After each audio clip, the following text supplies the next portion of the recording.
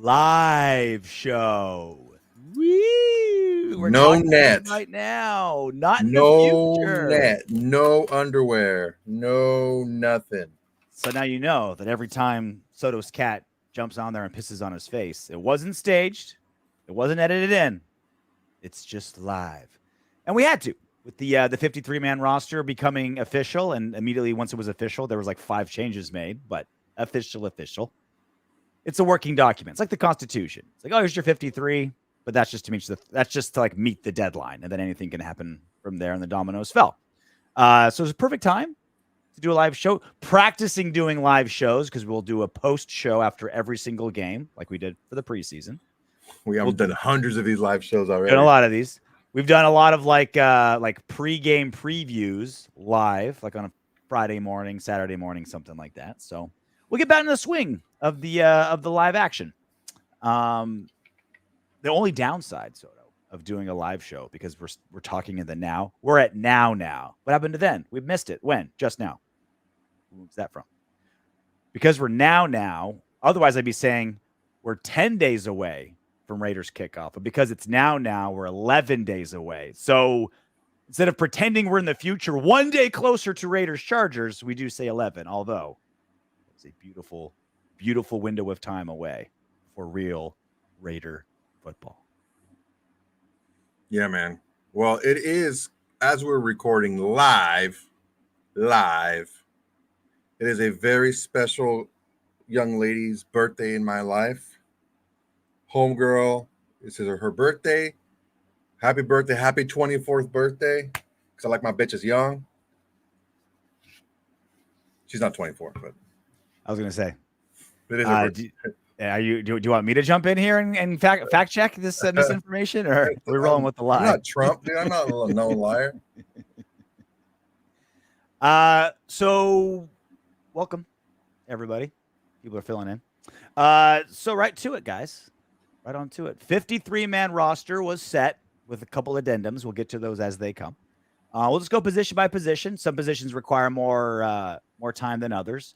Quarterbacks: Gardner, Minshew, Aiden O'Connell. The Raiders decided not to sign and keep as a number 3 quarterback either Nathan Peterman or Carter Bradley, which made sense considering we needed 7 linebackers, which we'll get to. They wanted to use that roster spot elsewhere, and it made sense. Either Peterman or Bradley was going to get signed by anyone else, so you don't really risk them going, and we'll put Carter Bradley on the practice squad. Nathan Peterman sat around and helped the quarterbacks because he's from that offense during the preseason.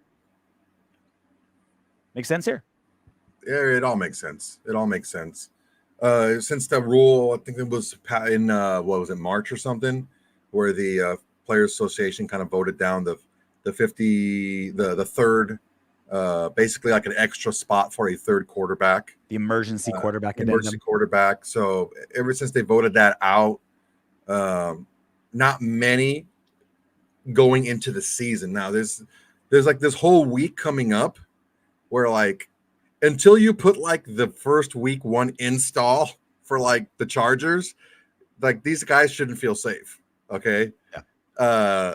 Once the install is in and you start being given the game plan for that specific week, maybe like a week from yesterday, like next Tuesday, then I say, okay, you guys are going to be on the team for this, at least this week.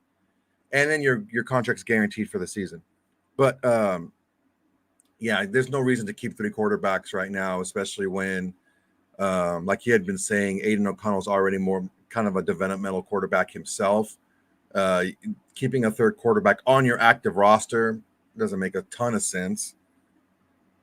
Although I do love the emergency quarterback just title, like break glass in case of emergency.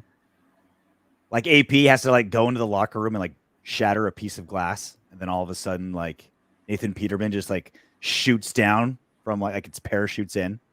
Actual emergency quarterback alarms start going. Jacoby Myers is the emergency quarterback. Interesting choice. Yeah, he was a college quarterback. Yeah. Well, yeah, 1 year, right? Played high school and his freshman year at NC State. So Jacoby, that would it would be super, super fun to see that happen, but obviously it means we're in a dire situation. So hopefully we never see Jacoby under center. I mean, if it's not like a motion, like wildcat type of thing. That is that kind of nice to know, right? I You're mean, like, we did it last year yeah, on a toss, on a throw out, a backwards pass, and he passed it in the end zone for touchdown. Running backs keeping 4. Zamir White, Alexander Mattinson, Amir Abdullah doing Labe, Britton Brown, Sincere McCormick not making it. So it seems like obviously Zeus is going to be the primary back. He's a 3 down back, 2.5 downish back. Mattinson's kind of just like the backup, and then Amir and Dylan are the 3rd down backs. And they're going to give Dylan a chance to hopefully overtake Amir, which is, I imagine, is the goal. If Dylan can, hold on to the ball after he gets throttled, like we saw in the last game, and if he can pass protect better. Yeah, it's Zamir's job.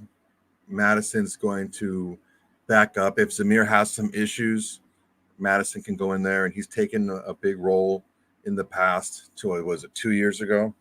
So he's able to do it. Amir Abdullah is strictly a 3rd down back. Lauby is kind of like the heir apparent understudy. Just more upside than the rest of these guys. I know Sincere McCormick showed a little bit more as far as running the ball, but hadn't seen much pass catching, stuff like that. And he's not going to overtake Zamir White and Alexander Madison on the roster. Britton Brown, he's more just a special teams type of dude. So, there was some talk who they were going to keep or how one of the guys we're going to talk about coming up was going to be designated. He ended up being designated as a wide receiver. So I see 4 for right now being pretty industry standard for these guys. No fullback. Don't have to worry about that taking up a roster spot. Yeah. It'll be kind of Brock Bowers-ish as the fullback. Wide receiver.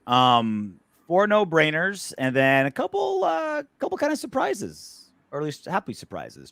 Davante Adams, Jacoby Myers, Trey Tucker. AP had already said weeks ago DJ Turner was in.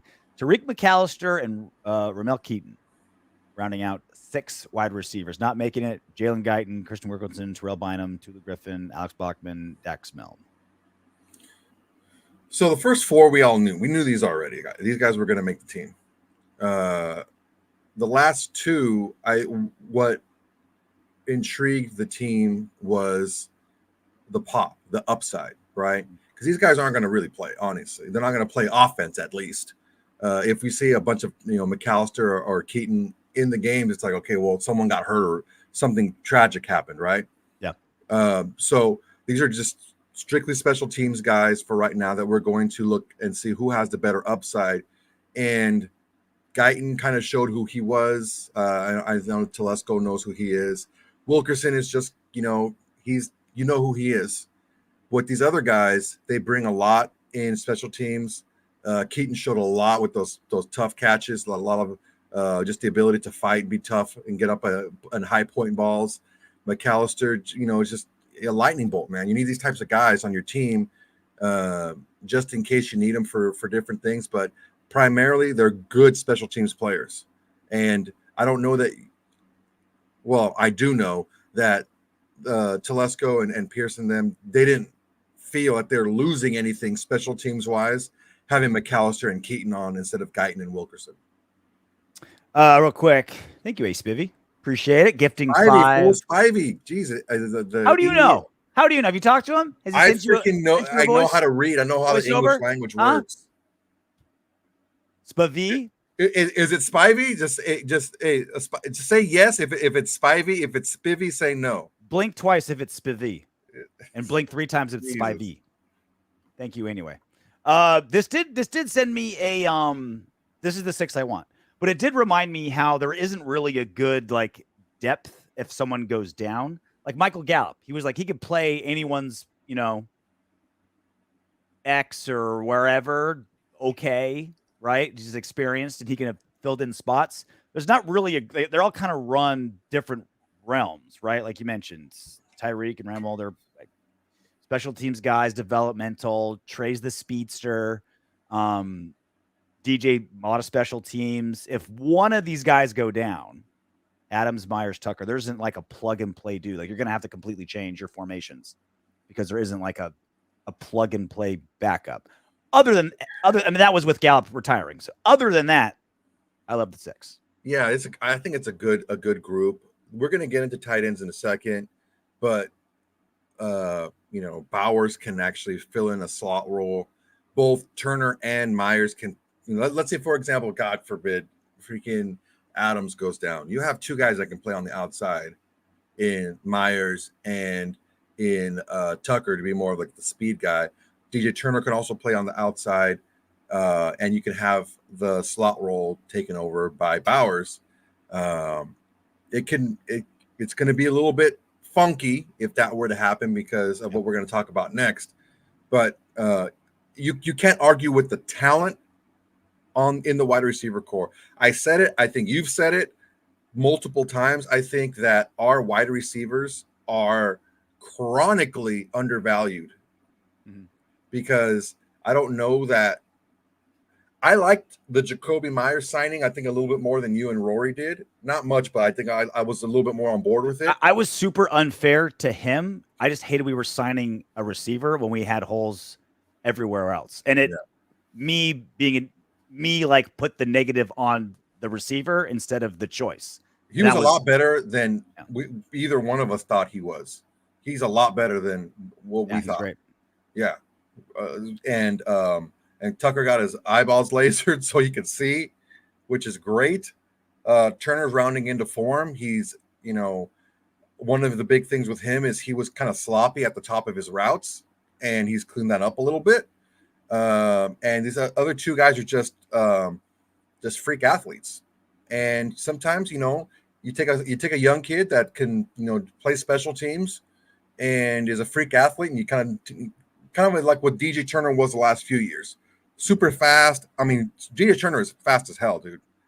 Super fast, really athletic, decent hands. Just needs to get a little more polished route running. That's McAllister and Keyton. If we can kind of keep them around in like the lower end of the wide receivers to do special teams, but just kind of like clean them up a little bit. In a few years, we might have a pretty decent crop of guys here. Oh, wait. 4.2740 by DJ. Yeah, he's fucking fast. Spivey like poison ivy. Like poison ivy. Exactly. Bam, poison bam, ivy. Bam. Yeah, it's freaking. So we got burners, dude. We got straight burners. McAllister's a burner. Turner's a burner. Freaking Tucker's a burner. RJ's crotch is a burner. So the only difference, element here was like, all right, we go 6 receivers. It's like, oh, that gives them room to have other positions. Not tight end. Probably the biggest shock of the entire 53-man roster was just they only keeping 3 tight ends. They're going to be running a ton of 2 tight end sets. Brock Bowers, Michael Mayer, Harrison Bryant. Obviously the 2 no-brainers and the best blocking tight end of them. We're losing Cole Fotheringham. That one bothers me. I wouldn't say we're losing him. I mean, he'd probably be on the practice squad. Well, he won't be suiting, at least for the time being, but he'll be around. Zach Gentry and John Shanker getting cut. Only 3 tight ends when we're supposed to be running a shit ton of 2 tight end sets. I mean, I honestly believe Brock Bowers is going to be a tight end in name only. I doubt that we're going to have. That makes it even less tight ends, right? It's like we have 2.5 tight ends because Brock's going to be like a third fullback. Let's say something happens. Let's say something happens and we need to have him play more. He can still do it, but I doubt he's going to be playing the tight end position. She's the tight end in name and in salary only. I think that's what we're looking at here. Yeah. So really, I mean, that's the other side. I think we'll see a lot of a 6th lineman in a lot of formations because Harrison Bryant's really the only guy we're like, okay, we can really trust him to block consistently against like a really, a real good outside linebacker, defensive end. Brock Bowers, he will block, but it's a waste of his skill set if he's doing a lot of that. Michael Mayer getting pretty well-rounded, and we should hopefully, fingers crossed, see that second-year big jump that we see out of most players. But yeah, interesting. Only 3. Making room for other places. I guess they're just like, look, if we got 3 great ones, why have a 4th crappy one that's not going to see a lot of field? So, okay. Offensive line. They went with 9, and they were kind of forced to. They went 9 with the line. Miller, Whitehair, James, Parham, Mumford, Powers, Johnson, Pete, Glaze, Meredith. We'll go over the surprises there in a second. Not making the cut: Putnam, Brown, Wagner, McKenzie, Luciano, Barrington, and Coker. 9-0 line. I guess that's probably that's kind of how they thought of it, right? Instead of having a fourth tight end, we'll just have a 9 offensive lineman. And when we do jumbo sets and we do why have like a pretend tight end if we know he's just going to block? Just throw a O lineman in there. And we need a depth with 3 guys kind of floating around injured.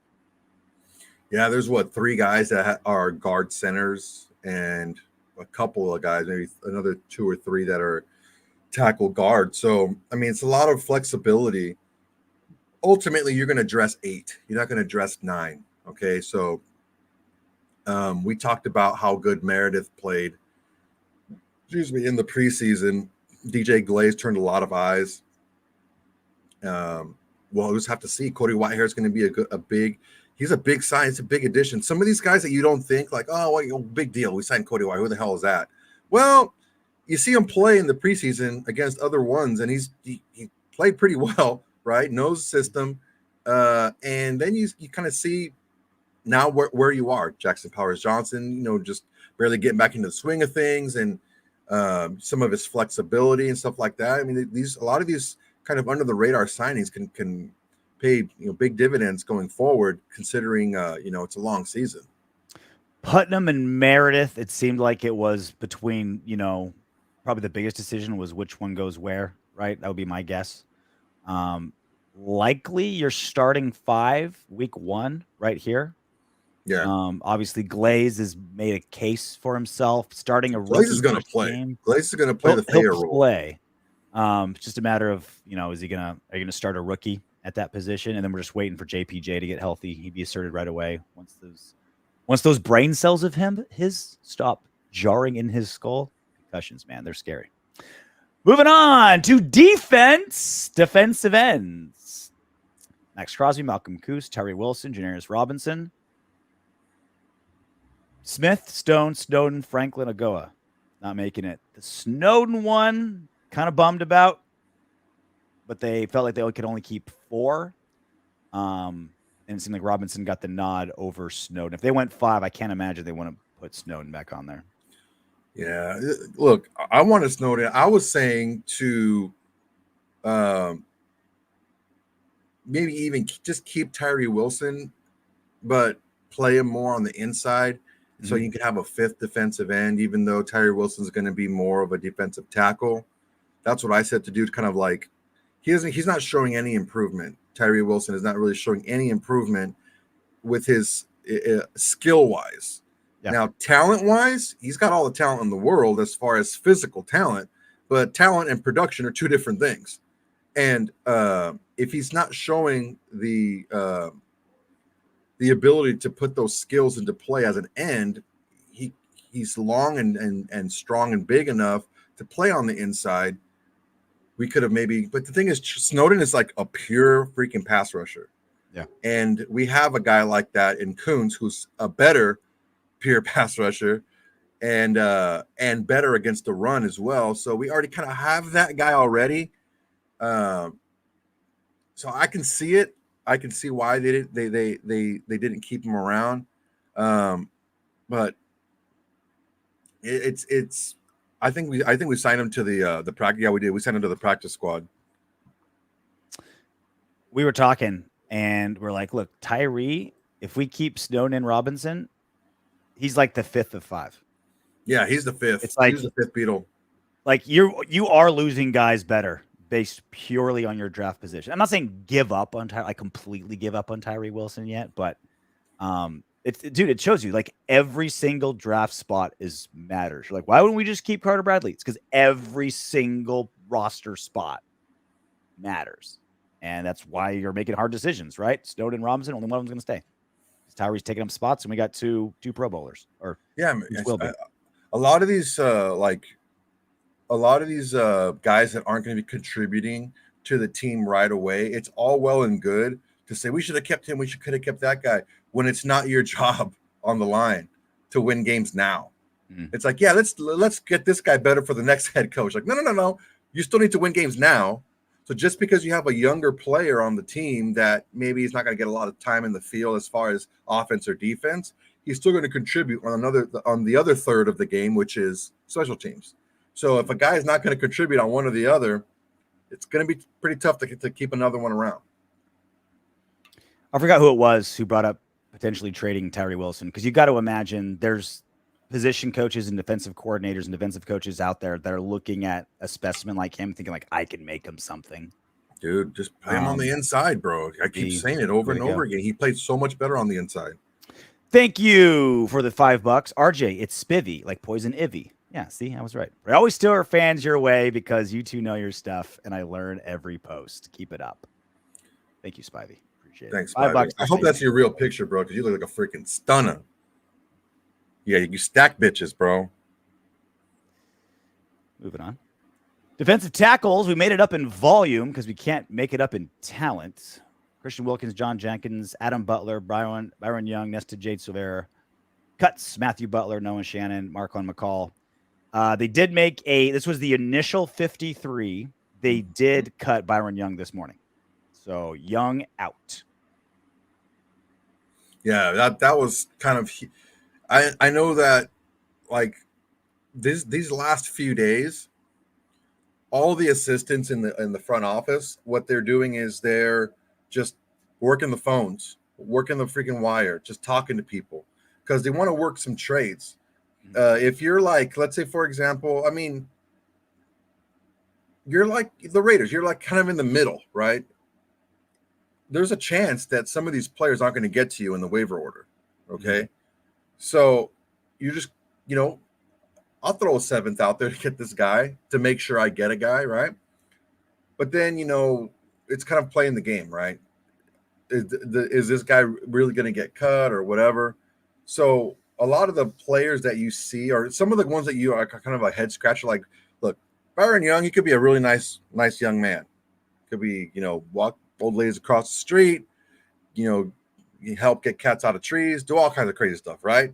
As far as an NFL level defensive tackle, he hasn't shown much. Well, that was part of the thing was he was an attitude problem, and he even admitted it. He was like the rare, like props to him for being like, yeah, I had an attitude problem my freshman or my rookie year. So he was not delivering. He was getting pushed around, and a dickhead in the locker room. It's like that's how a third round, second year player. That's the 3-part pass, baby. That's the 3-part pass right there.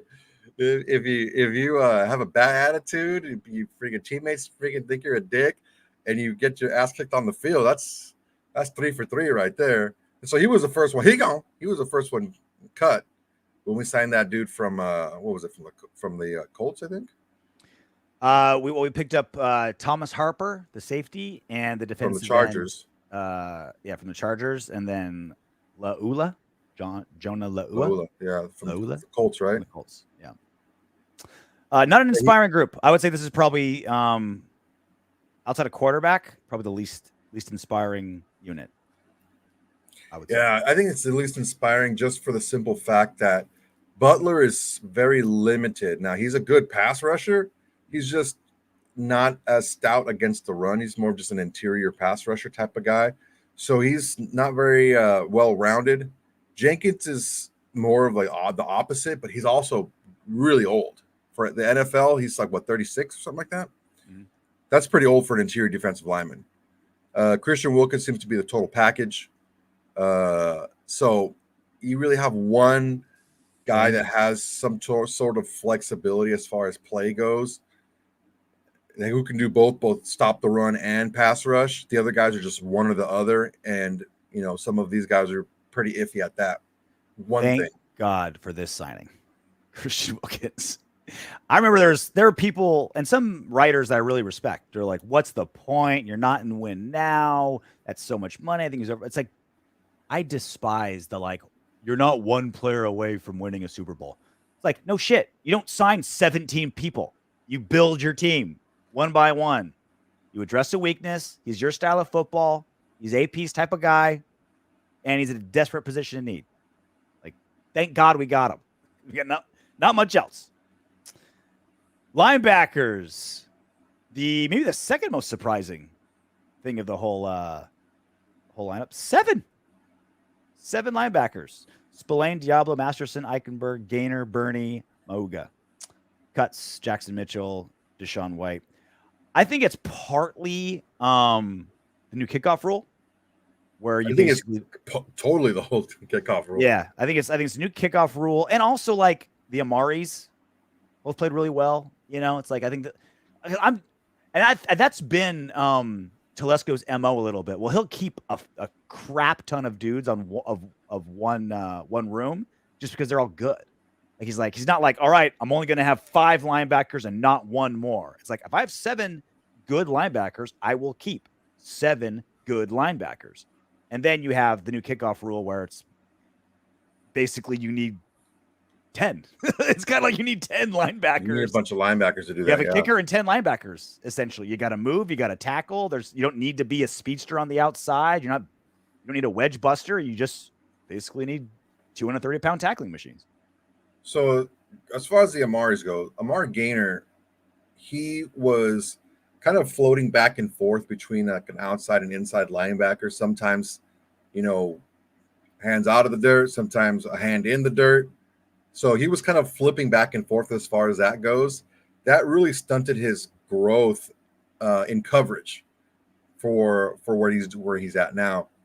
And I think he was able to show that he's capable in coverage, but just to be that thumping linebacker that he showed that he was, which is great for us. Amari Burney, I mean, he only played linebacker, I think, not even a full season at Florida his senior year. He was a safety, so he's pretty good in coverage, but he's shown a lot of better recognition in the run game. So that really helped him out. And having these guys being able, like we talked about, having these guys being able to develop, we've seen it. I mean, I text RJ yesterday a dick pic, and then after that, I text him our first round picks for the last 5 years. I won't answer his text unless it's preluded with the dick pic. It's got to be a photo. It's got to be like, it's got to say like image. Like it's got to be an image there. But it's always Dick Cheney. It's weird. I was like, I'm expecting a nice girthy dick pic, but it's Dick Cheney. Dick Van Dyke, just cover all my bases. So the last 5 years, all the first round picks are gone. Yeah. Except for Bowers. But that's what I said. I was just like, God. Well, Tyree Wilson's here, but he's a freaking backup. He's not playing. Yeah. The other guys are in jail or out of the NFL or, on another team or just sitting at home. So only one of them is a starter. Yeah. Out of all, just Jacobs. No one else is even a starter. Most of them not in the league. So it's very important to identify guys that have high-end traits for their position and that need a little bit of kind of seasoning in other parts that you can work with, but their high-end traits do translate well to special teams. So these guys' high-end traits, Mauga is a freaking thumper, dude. He is a tackling machine. He's a missile. Burney is fast, good in coverage, and can tackle. Gaynor is going to get better in coverage, but he's a freaking tackling machine. These guys are all guys that are going to be heavy in special teams. Also, normally it's the DBs or wide receiver rooms, but the linebacker room has the coolest names. Divine Diablo, Tommy Eichenberg, Amari Twins, Masterson. Sounds like a sailor from like the 1800s, like a captain of a ship. Kanai Mauga. I'm definitely not saying that right, but I guarantee it sounds cool. Sweet names. Cornerback, keeping 6. Also a lot. We're kind of making up in volume. Jones, Bennett, Hobbs. Those are your starters. Face on the IR. Made the 53, now on IR. DeCameron Richardson, MJ Devonshire. Devonshire cut this morning. On the practice squad. On the practice squad. So face on gone. Devonshire gone. Currently. Sam Webb is also on the practice squad. Also cut, like you mentioned, Webb, Armstrong, Governor, Williams, and Shepard. Yeah, I don't know what kind of value Sam Webb had out in the league. Obviously not too much because of no claim was made on him. I think we might see potentially a Woo Governor sighting If he hasn't been picked up by somebody else, I haven't seen it. If it is, my apologies if he has. But a lot of the times, would you see on traditional kickoffs and stuff like that, punt returns, you see the really speedy guys on the outsides. Those are like the backup corners. So you see a lot more corners on teams that don't really play because they're playing special teams. Well, you don't need those outside gunners really on the kickoffs because you're not running that far. There's no gunners. There's no gunners. You're not running that far. You're not shooting guns. You're swinging an axe. Yeah, you need guys that are used to shedding tackles and who are used to breaking down and being able to tackle in space.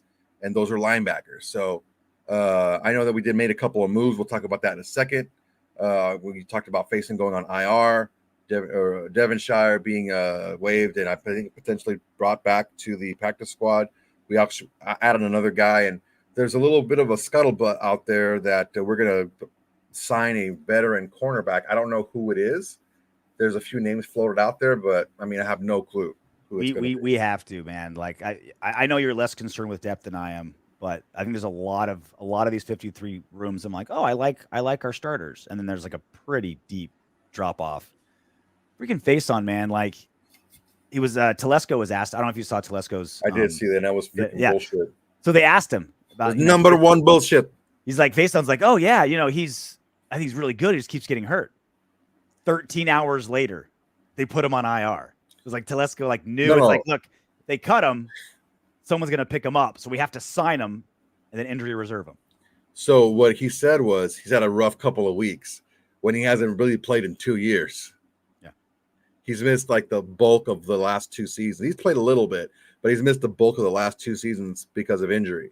So it's more than a couple. It's like 104 weeks. He's got his own like VIP section in the training room. You know what I mean? Like his ass print's already been like embedded in the bed where he gets worked on because he's just there all the time. It's like Homer Simpson's couch. There's just an ass groove there that's been built over years and years of using it. Corners, moving on to safeties. Our starters, Epps Merrick, no doubt. Your boy, Palomao, Chris Smith in there. Phelan Sanford cut. Trey Taylor from Air Force is going to IR. Yeah, I think Sanford is back on the practice squad. Trey Taylor's a bit of a bummer. I had some high hopes for that kid. I scouted him when I was watching tape. Spivey comes through again. Spivey, it must be payday for Spivey. Yeah, no kidding. He's gifted memberships left and right. That a baby Spivey. All right, guys, go ahead and freaking snap these up, dude. Settle up, boys. Snap up if you wanted to become a member. Drinks are on Spivey. Thank Mr. Spivey over here. He gifted 5. So go ahead and go into the description and hop on those. The first 5 get them. It's a bummer for Trey Taylor's development that he goes to IR. I have high Mindy, hopes get in there. Mindy, get in there, girl. You know what you're doing. Get in there. Get you a subscription. But yeah. Sanford is on the practice squad. Trey Taylor, I was watching some tape, and he looked good, man. He looked good. He's pretty big for a safety. He moved really well. I don't know that he was given a designation for return, so he's going to be gone for the year, which not necessarily a bad thing. We have a safety room. I think it's pretty solid right now. The 4 guys that we have are pretty solid. So it does seem, because we're only keeping 4, we may be into running a lot of linebackers, maybe some, because look, this defensive line, dude, interior is not good against the run. So we may be running some more linebackers than a lot of other teams, because teams last year playing 3 or more linebackers, it wasn't very common in the NFL. It's becoming less and less common as the team started throwing more and more. So what I'm gathering from this info, because of what I know of our interior defensive line, our inability to stop the run consistently, the amount of linebackers we have on the squad, and the amount of safeties we have on the squad, we're probably going to be playing a lot of 3 linebacker set. And they added especially those first 4 teams that we're playing. Those are run heavy teams. And they added, like you mentioned, Thomas Harper from the Chargers, obviously a Telesco guy, so that rounds it out to 5. And it's even lighter than that because I was reading like Isaiah's gonna be doing a lot of like he's Nate Hobbs's nickel corner backup. So like he's gonna see a lot of reps. You know what I mean? Just giving Nate Hobbs a rest, and then you're down to Project and Chris Smith. So again, kind of like a lot of the rooms down with our starters, not world beaters or all pros, but like hell yeah, give me Marcus Epps and Trevon Merrick, and then it kind of slips off from there. So really good opportunity for a lot of young guys to make their mark because there's not a lot of depth. And then the best special teams room in the NFL: Daniel Carlson, AJ Cole, Jacob Bowenmeyer. You said it exactly right. If it ain't broke, don't fix it. It's not even if it ain't broke. If it's the best in the biz, you keep it rolling. They are using Carlson for the kickoffs we've seen. And AJ Cole's still a fucking mule. Yeah, man, if you're going to use your kicker to kick off in this new format, your guys up front are going to have to be really, really strong tacklers. Not only strong tacklers, but being able to shed blocks to get to those tackles. And for those of you who care, here's the practice squad as of now.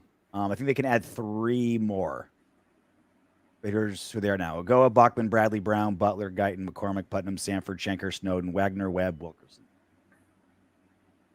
Are there?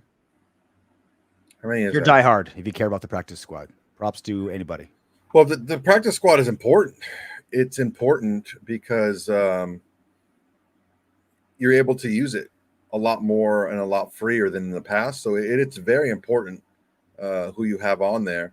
If you're lucky enough to be able to stash a guy out in there and develop, it's a good tool to use if you're smart with it.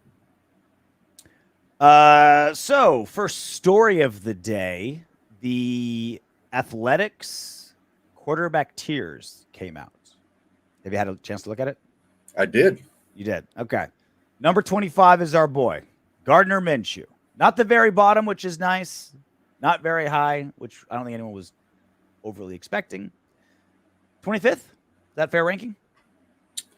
Ahead of Anthony Richardson, Will Levis, Bryce Young, just all the super, super young guys, and then the washouts.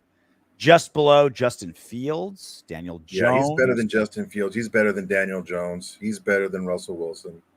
So he's tier 3? Dude, Russell Wilson and freaking, I don't know. He's on par with Geno Smith right now as far as what Geno's done the last few years.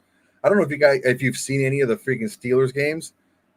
Their quarterback situation, I think, is worse than ours. Those guys are bad. Both of those guys are really bad.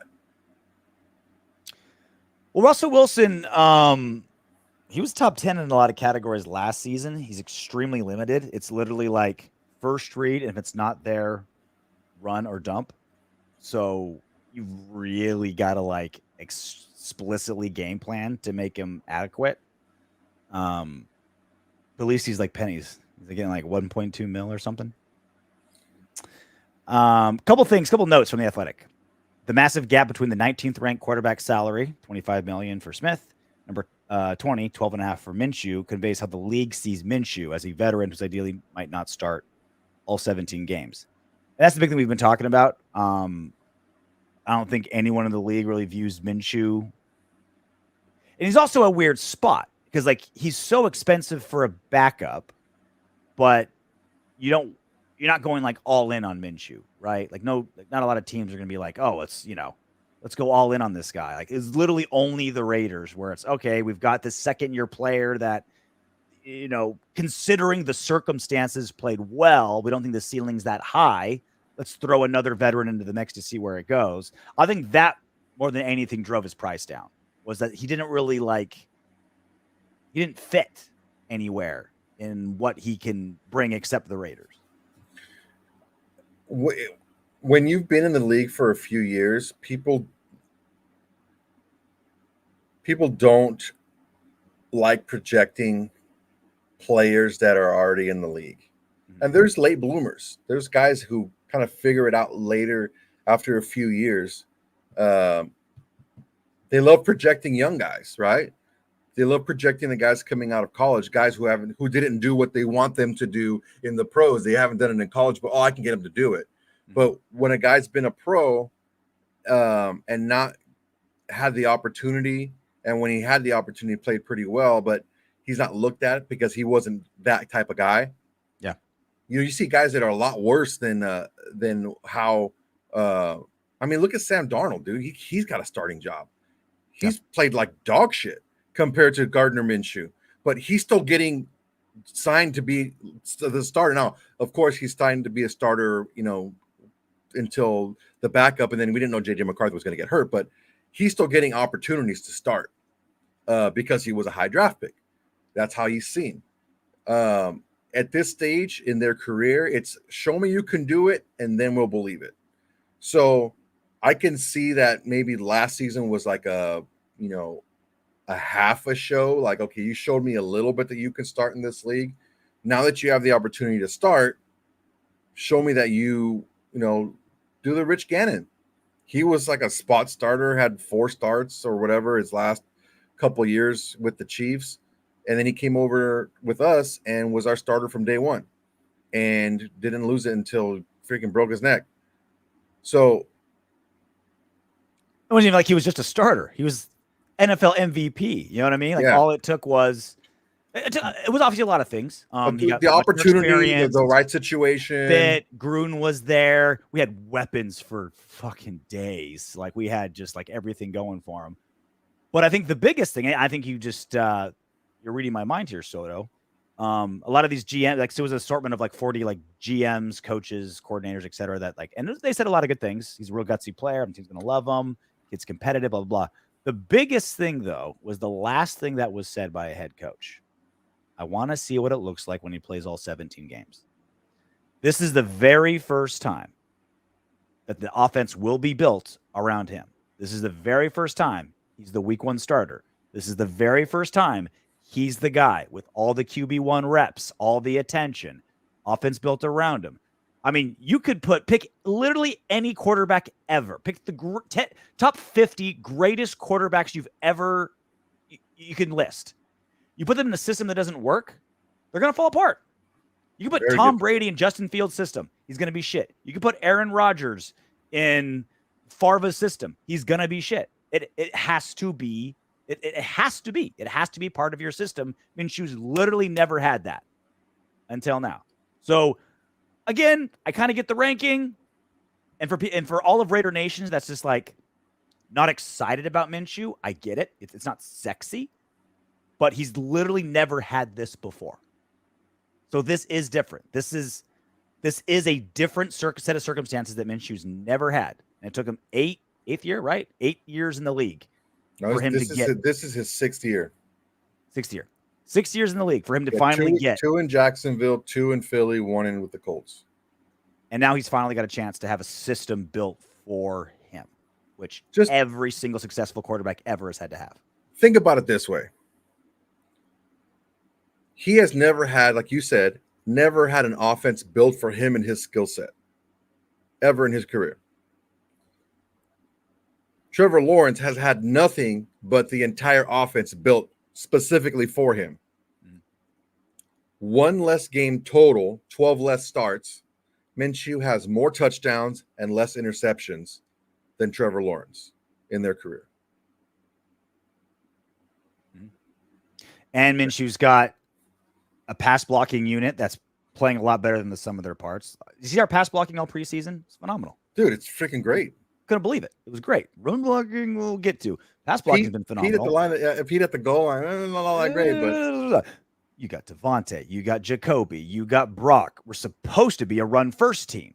You got the element of surprise. You got the play action. I'm not telling you Minshew. Neither one of us are telling you Minshew's going to be some all pro or knock everyone's socks off. But he has, if you're like, look, I know what Minshew is. He's not good. I'm telling you, this is a different set of circumstances that could potentially drastically affect him positively. I mean, it's difficult. It's difficult. It's a situation where I really do hope that, and I don't know how I don't know how much Minshew reads like what fans say or whatever. I'm not sure that he's into reading all that stuff. Unless it's written on the back of a light beer, I doubt. I doubt it. Right. It would really probably be for the best if Raider Nation, we get on board to support Gardner Minshew, just because he's the best option that we have. The best option that we have for what we want to do as an offense. I do think that Aiden O'Connell can develop more. I just don't think he's there yet. I think in the NFL, you have to be able to throw the ball a little bit deeper than he's comfortable throwing it, and a little bit more accurate than he's been doing it. As far as accuracy in total, Minshew and O'Connell were in a dead heat last season.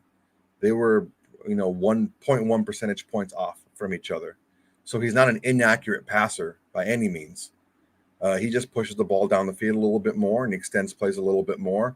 I think with the style of player that we have, heady receivers able to get open, savvy guys, veterans, guys that have good run after catch ability. I think that those are things that kind of lead into that. But for us to be, kind of bitching and moaning about, I want this guy should have been there. This guy, it's like that decision's already been made. So we can get into the whole, he should have or he should have or whatever. But ultimately, the decision has been made by the people who are paid to make that decision, and we should just kind of roll with it and see what he's got. I mean, I look at it a little bit different. Like if you're a fan, you're like, I don't want Minshew as my quarterback. You're right to that opinion. We're just trying to add some context. You know what I mean? Just like I saw him in Philly. I know what he is. It's like, no, you don't. It's going to be a little different. It's a different set of circumstances this time. You saw him in Philly running Jalen Hurts' offense a couple of times. And not having the weapons that not having the practice time doing it. Like the QB1 reps. Like it's different. Again, it's different. Not telling you he's going to turn into Steve Young. But it is different. I'm not telling you he's not. It's, turn to something. The big trade conversation centers around Davante Adams. And I've talked about it multiple times in this show. Of all the ESPN writers, Bill Barnwell is the one that I really pay attention to. I read everything he writes. I don't always agree, but he's by far the best NFL voice, mind, and writer that ESPN has.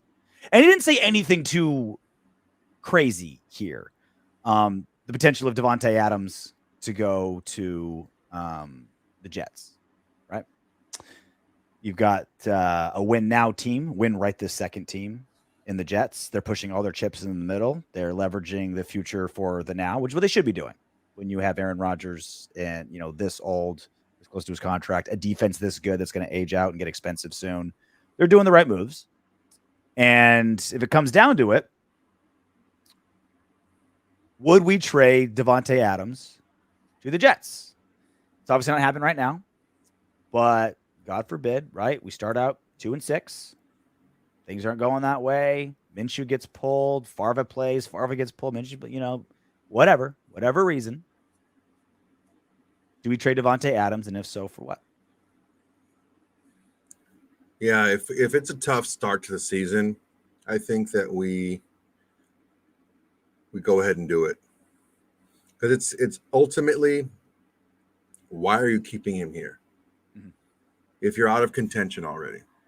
Now, technically, you're not out of contention until you're mathematically eliminated from the playoffs. But as you said, if you're hopping back and forth between quarterbacks and stuff like that, if that happens, then yeah, I think you should take a look at doing it, because the cap hit next year is going to be beefy.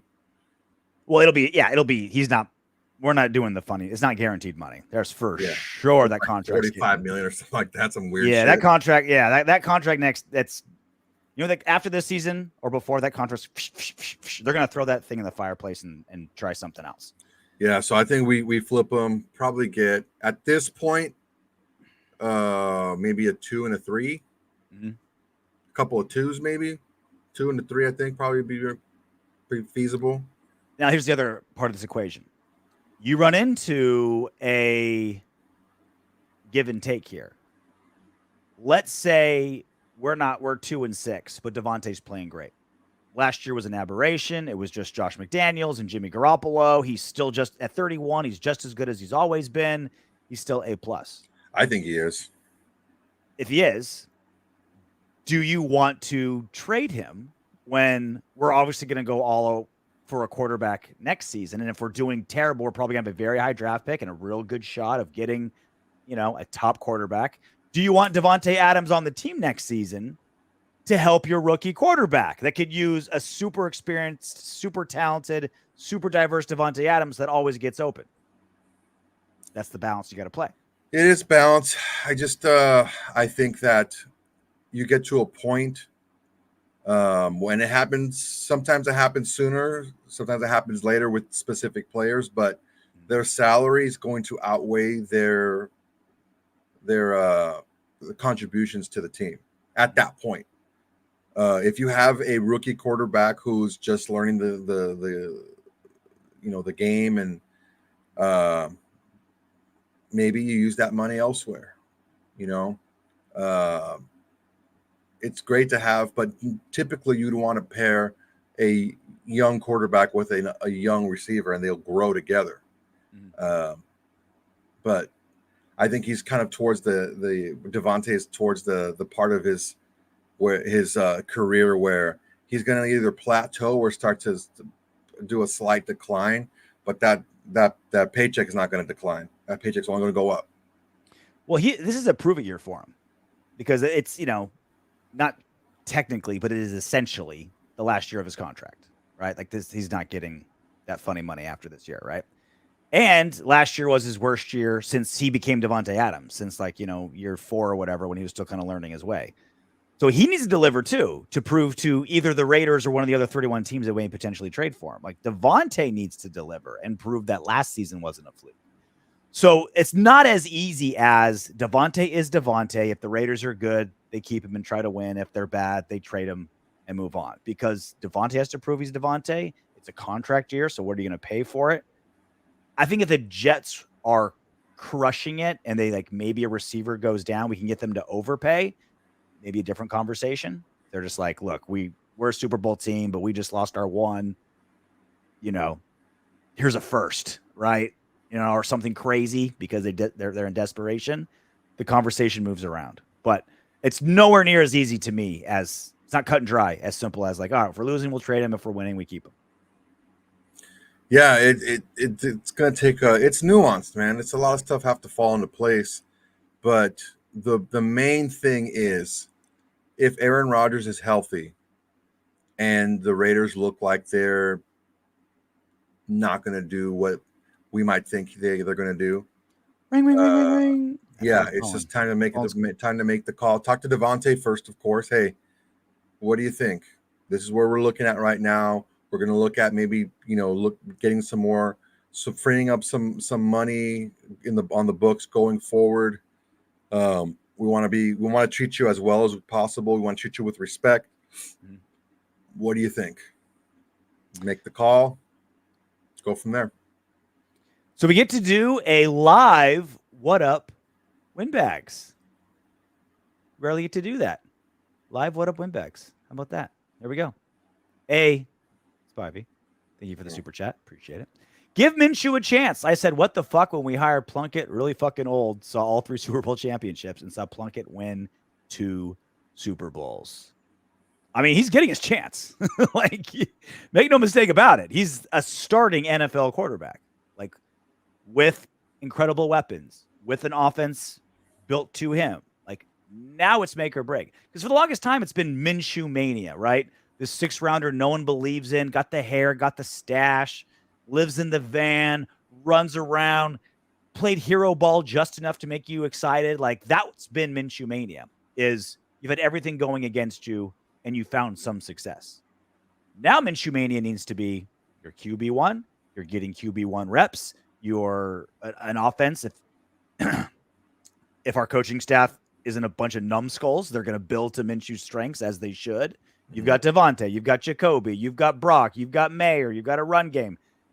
Now Minshew Mania is, oh man, the guy did the little engine that could. Now it's, no, you are the starter. You've got everything laid out before you. Get us some fucking wins. Yeah. He's getting his chance. This is his chance. Look, this is his shot. There's what? I think we've covered this. Lance, thanks for the comment, Lance. Bro, the tape is out there to watch against Minnesota and even worse, Dallas. He's not a starting quarterback. Okay. I think let's put a little context to this. He's not running the full offense, right? He was passing the ball way too much. He was passing the ball a lot more than what he's going to do in the regular season. Didn't have his full complement of weapons. So it's not, I wouldn't say fair, but it's not a full kind of scouting to just look at what you've seen in the preseason and say, this is who this guy is. Sam A., thank you so much for being a member, longtime member. Member. I like this question. Who's worse, Tyree Wilson or Clay Farrell? He's still calling him Clay. Mama named Clay, I'm going to call him Clay. It's not even close. Farrell is like a legitimate NFL. Yeah, Farrell's a guy that's he's still getting jobs. He's with Washington right now. He is a rotational quality NFL player. Like he is an NFL player that's going to get reps. The reason that we got crapped on is because he was way overdrafted, which wasn't his fault, right? 4th overall. Yeah, he was still a first round talent. It just wasn't at number 4. Tyree Wilson, on the other hand, isn't even contributing. Like Clay would still give you some pressures, a certain amount of tackles. You know, he'd contribute. He'd still be out there. He wouldn't be lost. He had moves. Tyree's just lost and not developing. As of right now, it's not even close. Farrell or Wilson. Yeah. Dominique 5. I haven't seen or heard from Trey Taylor since the puppet incident. I wonder if he cursed himself with the puppet. Possibly. Yeah, I think that was kind of a. Let's hope that's the only thing that we have to pay for that. If it just cost us a 6th round rookie to IR. Yeah, I'm good with just that. Was he was 6th, right? 7? 6. Yeah, it's 6th. Lance Smith. Let's hope that's all we get. If you look at all of Minshew's past playing, when he has gotten good support and has the fans backing him, he has done good. But when he hasn't had good support or decent fans backing him, he doubts himself. I wonder if Minshew is, you've seen like there's seen some fighters that like when the crowd goes crazy, they fight better. I wonder if Minshew is one of those guys. He's like the Clay Guida. Yeah. Once that loudness starts going, you hear the woo, woo that everyone hates, what some fighters love. For sure, man. Like, am I guaranteeing you that Minshew's going to be the answer? He's going to be a freaking, savior and all this stuff? No, I'm not guaranteeing that. What I'm saying is he's shown a lot to give us optimism to going into the season. And I didn't like when people crapped all over the Josh McDaniels hire before he even coached a game. I didn't guarantee that he was going to be our savior. I didn't guarantee he was going to win a Super Bowl. I said, look, let's wait and see what he puts out on the field before we shit all over the guy. Same thing here. Let's wait and see what he puts on the field. Now, the past resume with Minshew is a whole lot better than the past resume that Josh McDaniels had coming in. This guy's won games. He won games last year with an inferior team. The Colts, I don't think the Colts is as good a team as us outside of quarterback. So, I mean, we have the ability to, give the league a big old shitburger to eat. Ooh, Sam A with another zinger. Who's worse, Tyree Wilson or Alex Leatherwood? Leatherwood's worse. Worse? Yeah, Leatherwood is way worse. Way worse. And you know why Leatherwood is not only is Leatherwood worse as a player, right? Christian Darrisaw is like one of the best tackles in the league. The guy that we should have drafted instead of that I was screaming for, that guy, yeah. We should have that guy. Last one, Nick 209. Soto and RJ, your win-loss record this season. This is what we call a dirty, filthy tease. Next show, we'll be doing our prediction show. Win-loss record, who's going to be the team MVP, where we're going to the playoffs, where we're going to draft, who's most likely to, get caught doing blow with Antonio Pierce. All the regular stuff, all the normal things. Thank you, Nick 219, for giving us the tease. All right, that's it for us. Thank you so much, guys, for joining us. Thank you, Spivey, for tripling our membership. Not that much, but very close. As the roster starts formulating and moving around, it's an amalgam. It's not written. It's not chiseled in stone. It's made in Play-Doh and constantly moving. We'll keep you guys abreast of all that. And we'll be back next week for the final autumn Windbags before the regular season. If y'all... Hey, you made it to the end of our video. Great job. I know you want more. Go ahead and click the next video. And if you're feeling crazy,